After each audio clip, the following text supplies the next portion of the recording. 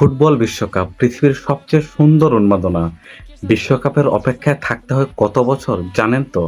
হ্যাঁ, পুরো ৪টি বছর।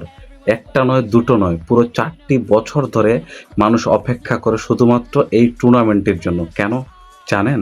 কারণ বিশ্বকাপ শুধু ফুটবল না, এটা আবেগ, এটা স্মৃতি, এটা কোটি মানুষের হৃদয়ের ভেতরে জমে থাকা এক টুকরো জীবন। ফুটবল এমন একটা খেলা যেখানে একটা বল গড়াতে গড়াতে মানুষের চোখে জল এনে দেয়।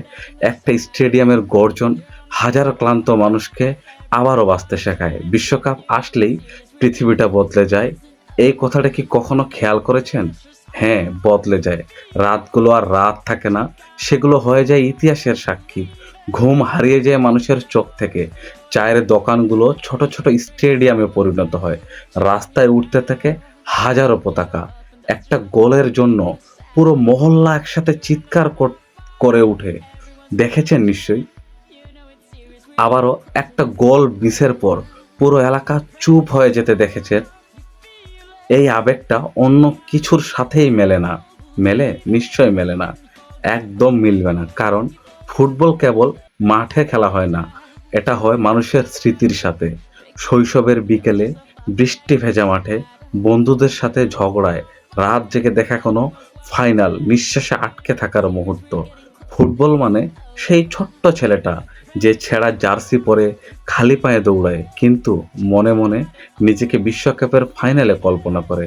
ফুটবল মানে সেই বাবা যিনি পাশে ছেলেকে বসিয়ে বলেন, দেখো এটাই তো আসল খেলা।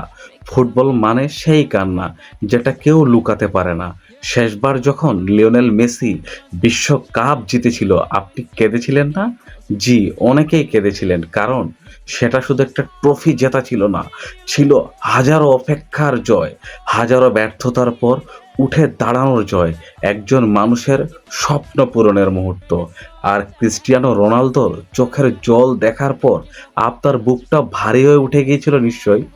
বাংলাদেশ বিশ্বকাপ খেলে না, তবুও বিশ্বকাপ আসলে এদেশের মানুষের মনে হয় সবচেয়ে বেশি উৎসব লাগে। আবেগী জাতি, তাই বিশ্বকাপকে তারা ধারণ করতে চায়।